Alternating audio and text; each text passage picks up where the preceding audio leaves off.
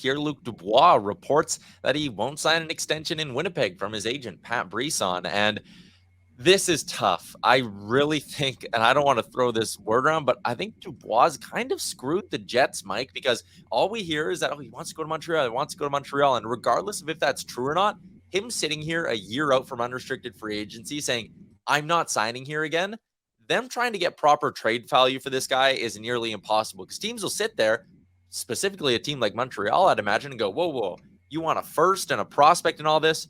If we just wait 12 months, we're not competing next year. If we just wait 12 months, we'll sign him for no assets in free agency. I think Dubois is really taking it to the Jets here. And honestly, I don't like it. I think it's kind of an unnecessary shot at an organization that gave up a lot in Patrick Laine to bring you in. Well, as a player, he doesn't care what they gave up to bring him in. Yeah, he just wants what he wants. Yep. But this guy's under 25 years old, and he's already asked for a trade twice. Like, he's a flight risk. Like, why would you want that player on your roster? Okay. And like, his play's been spotty too. There's times where he completely disappeared this year, and he is not beyond a second line center. For where he went in the draft, he should be a top flight first line center. He showed it at times at Columbus, and he hasn't reached that peak to stay there. So, does he think he's going to get more money? Is it just about playing where he wants to play? I appreciate that a player would like to dictate being somewhere they're happy. But when you're on the market like this, how can you say, like, he doesn't have any trade protection? Like, Winnipeg could just go, you know what, man, screw you. We're going to send you off wherever we want to if they can't get much for him. I don't see that happening because he has, obviously, you want to get the most out of this trade you can. But, like, this isn't, you're going to want an extension in place if you trade for him, right? Like, you don't want to just give him a $6 million qualifying offer for assets that you give up and get 1 year out of it. So, I don't know, man. Like, he's not worth Nazem Kadri money or return for me. That's $7 million. Is it just Montreal he wants to go to? Is that it? Like, he better have a longer list and more than one team or three teams if he thinks that this move is going to be anything palatable for him. And yeah, for Cheveldayoff, this is rocking a hard place. I'm interested to see how he comes out of it because we saw we thought Tree Living was in a terrible spot last year. And even though it doesn't look great with Huberdeau and Weegar after the fact, that's a pretty good deal at the time. Yeah, I think hindsight obviously changes that a bit, but it's also year one of that trade, and we've talked about it a bunch of times with Dubois. I mean, I think Winnipeg's going to be hard-pressed to get good assets in this deal just because so many teams are going to say, we want to talk extension. And if they go to him and say, okay, 8-year deal, and he goes, no, I'm testing unrestricted free agency next year. Why would you give up anything significant for him unless you're a contender and you're viewing him purely as a 1-year rental? But I don't even know if that's worth the headache. For an inconsistent player, that's a flight risk. That's the perception, and perception's reality. So Good luck, everybody. Another big rumor that we've heard this week centers around Alex DeBrincat and the Ottawa Senators heading into a summer where he's a restricted free agent. There is talk that after just 1 year in Ottawa, he won't be signing long-term there. So the Senators are potentially going to be forced to move him this summer. Tough hand to be dealt if you're the GM of the Senators, which again, that position might be changing in a bit. So it's hard to read what they're going to do this summer, but focusing in on DeBrincat, which GMs around the league should be making a call to Pierre Dorian to try and make a move for this guy?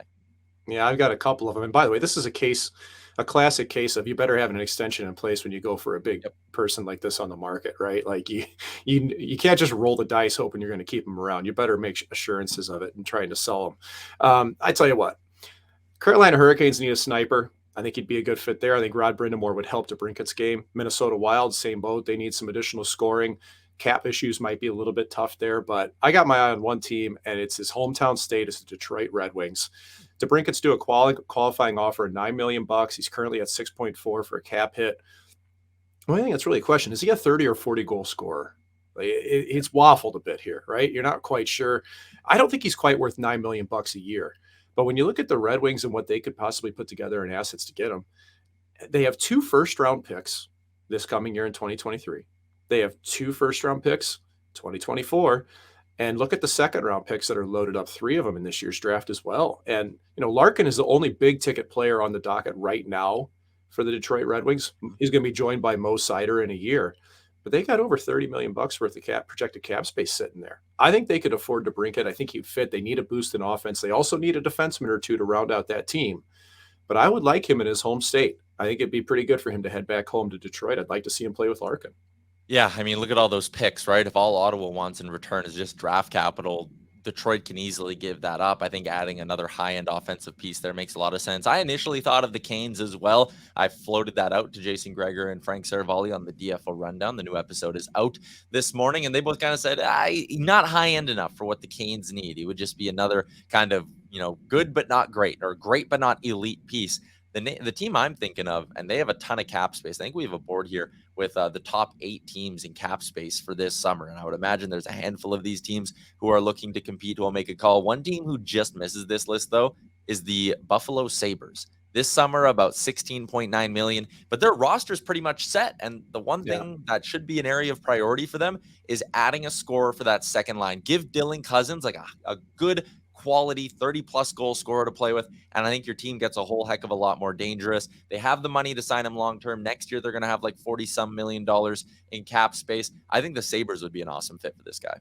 Yeah, and he'd also probably be able to stay with his billets down the road in Erie from the juniors. That wouldn't be a bad deal. Familiar with the area, but they have to keep some money aside in Buffalo for eventual Darlene and Owen Power extensions. But again, I'm just looking at their cap friendly. Next summer, they have $49 million in projected cap space if the cap goes up to $87 million. Almost $50 million with, again, a lot of key pieces. Samuelson, Thompson, Cousins, Tuck. These guys are all signed for a handful more seasons. I think DeBrincat would really fit in with that young core.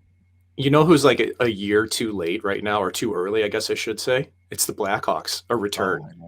Like with Bedard coming in a year or two later from now, DeBrincat would probably be a perfect fit to go back there, but it's premature at this stage. It's kind of funny, like a chicken egg thing. Like you get Bedard and then you go, damn, we need to surround him with good young talent. You traded Kirby Dach, you traded Alex DeBrincat, but then you go, hey, well, if you didn't trade those guys, would you have finished in the spot you did? And then you wouldn't have gotten Bedard. Like you can talk yourself into a pretzel. Keep the carousel going, baby. Yeah.